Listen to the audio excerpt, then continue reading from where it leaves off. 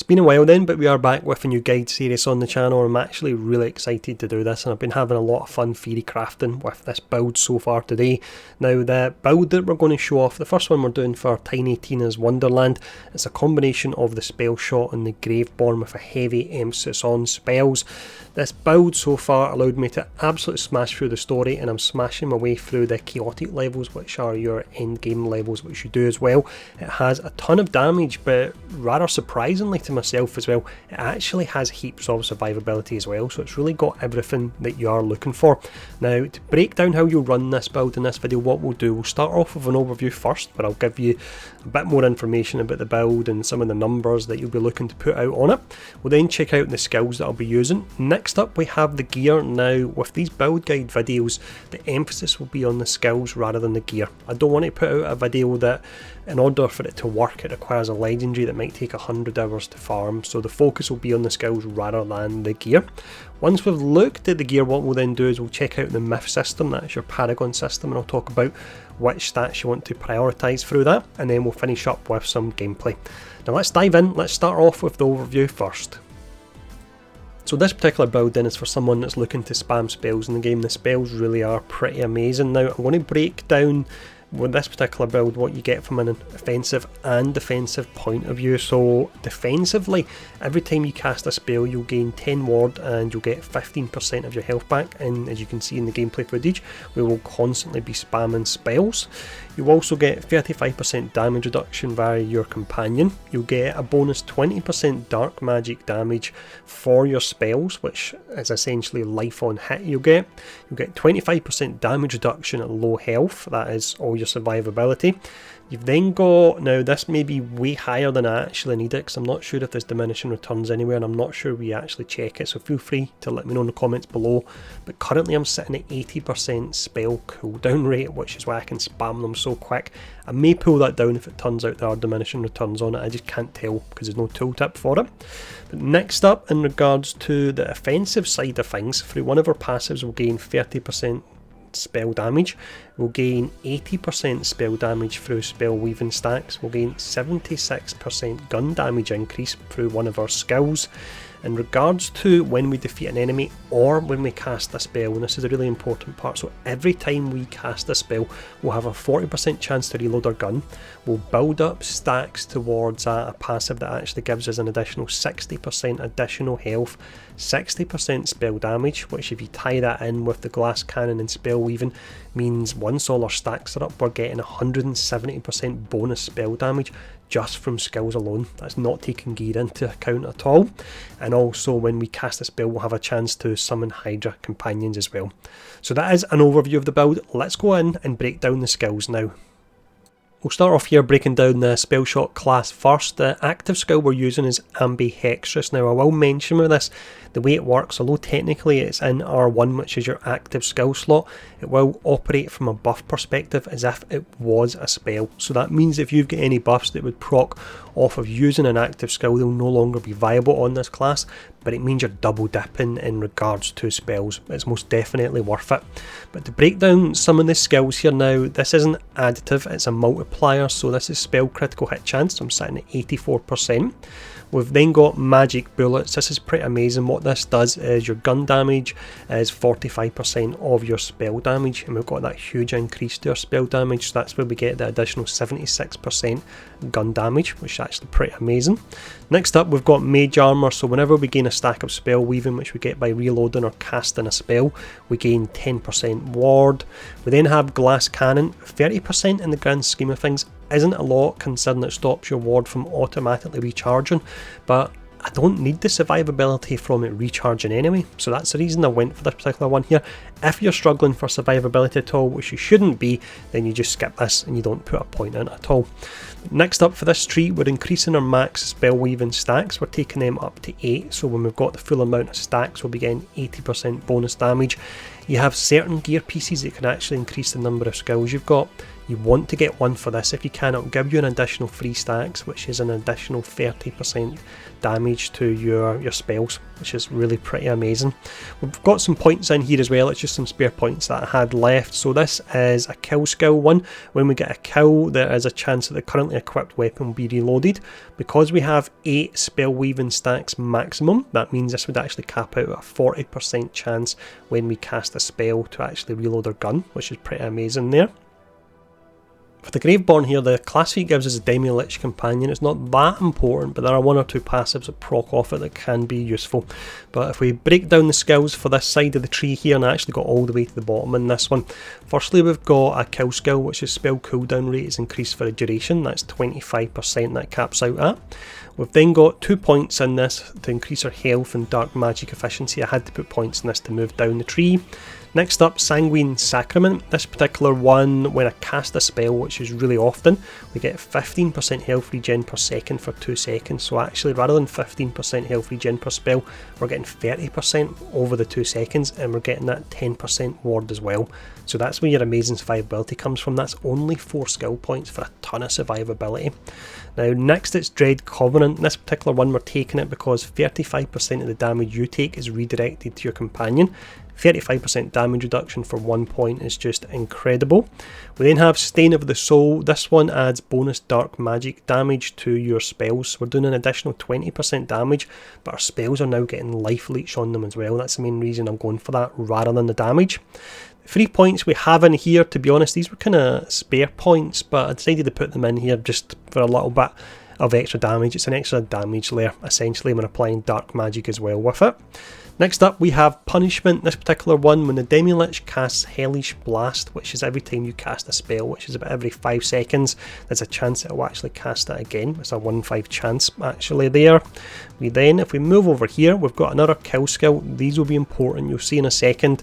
So with this, maximum health and spell damage is increased for a long duration. It's 30 seconds it lasts for.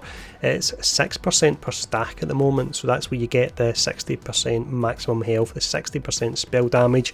If you can get a gear piece that buffs this to +2 or +3, then what you would be looking at is getting potentially 120% additional max health and 120% additional spell damage from just putting 3 points into this, and we will be able to get our kill skills proccing very easy, as you'll see in a moment.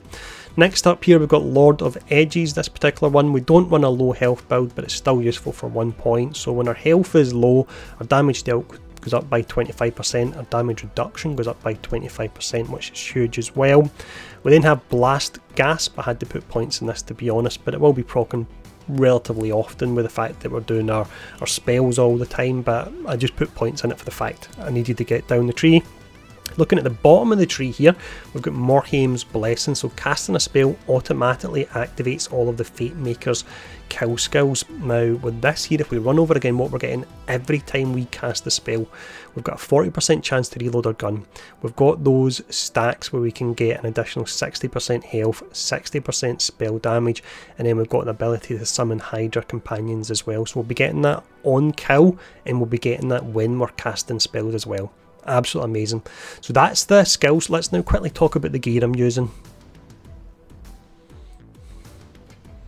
In regards to the gear I'm using here, this is very much a work in progress, but that's a good thing, because that means if you're watching this video, you'll be able to get close to the results I'm actually getting today without having to put too much time into the character. Now, in regards to this item I'm using here, the main reason I'm just really showing it off is you can enchant items later on in the game. So the enchantment you're looking for here is on spellcast, increase lightning damage by 30% for 5 seconds, because you'll see the spell we're using will be a lightning spell. I managed to get that on my melee item as well here. Other than that, I wouldn't bother too much about the melee item unless there's one I'm not aware of that could work really well for a spell build. Looking at the rings I've got, they're absolutely terrible, these particular rings. The ones you would be looking for would be increasing your spell damage and your spell crit hit and so on. Next up, we've got your armour here, so you're looking for a Spellshot and Graveborn combination, and again there was a few skills I talked about earlier on where you want to get additional points in them if you can. In regards to the shield that I've got on, again I'm just using this purely for the enchantment on it. So on spellcast, increase lightning damage by 30% for 5 seconds. So with the gun, the melee weapon, and this shield or ward as it's now called, that's an additional 90% lightning damage I'm getting. We've then got the necklace here, which is actually perfect, to be honest. I really lucked out in this. 30% lightning damage, 25% spell shot damage, 25% status effect damage, which is our shock that comes from lightning, and then 10% all damage dealt. This is amazing. I'm going to struggle to replace this. Now, onto the spells, which is the important part. I've tested a lot of spells. Now, the way the spells work is you can fire your gun and you can channel a spell at the same time. You can't reload your gun though, so you want to have a gun that's got a large magazine. So for that reason, if you're channeling a spell, your gun won't actually run out of bullets. You want to be firing your bullets and channeling your spell at the same time. Now, this one that I'm using, I'm not going to run over everything, but the reason I'm using this particular one is it's got the low 10-second cooldown, so we can proc all those kill skills from spells. It's got 3 charges, and then on top of that, it's a repeat and cast lightning bolt skill. Now, some of your skills you fire out, they'll hit off walls and stuff like that, whereas this lightning bolt one comes from the sky, so if someone's actually hiding behind the barrier, it will still hit them. This spell's absolutely amazing. I've yet to find one that's better than this. If you know a spell type that's better than this, then do let me know in the comments below, but this one is just absolutely incredible. The next spell I have here is a legendary one. This isn't mandatory, because what you could do is just go for a similar spell to the one we were looking at a moment ago and have that in your right hand, but if you find this and you think it looks alright, it's absolutely incredible. It's a massive damage buff that it actually gives you. With the cooldown, we've probably got over 50% uptime on the damage buff. It says it increases direct damage dealt by 155, but it seems to be far more than that, and you'll see in the video the difference when I'm casting my spell normally, when I'm doing good damage, and then I actually activate this where the damage just goes absolutely bonkers. So that's the gear I'm using. Let's just very quickly talk about the myth rank next. Once you get to level 40, then you'll start building up your myth ranks. I'll just tell you the ones that I'm focusing on for this particular build. Now, firstly, I'm going for loot luck here. I'm going for that particular one. You need to go around in a circle with these. You can't just invest them all in one. So next up we have the Archmage. What I'm doing is I'm putting 10 points into intelligence, which increases our spell cooldown reduction, but once again I think I'm way over the soft cap for that potentially. After I've done that, I'll go all the way along here and I'll start just putting points into spell damage. For Blade Master, let's see, I'm going for, it was additional health, so it was Constitution I was going for there. And then we've got Deadeye to finish up here. So with Deadeye, I'm actually going for that additional move speed. Character feels really sluggish without it, and this can go up to plus 25. In a map earlier on, a chaotic map, I had a buff where I had an additional 25% movement speed, and it feels amazing.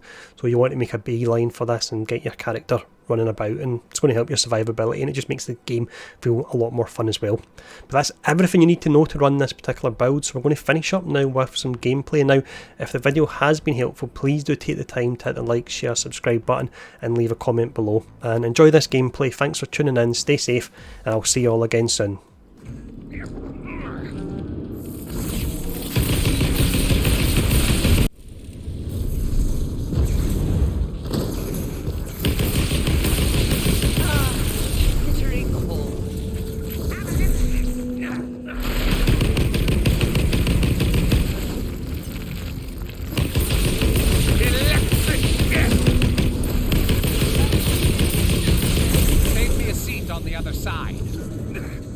Your violence pleases me, little one.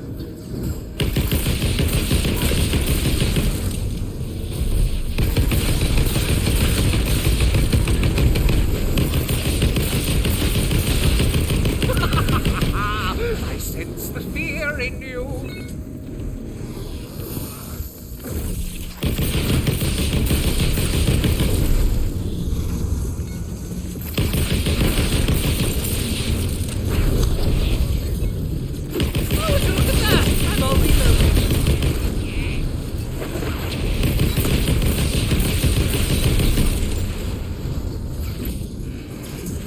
Ready to fling some spells!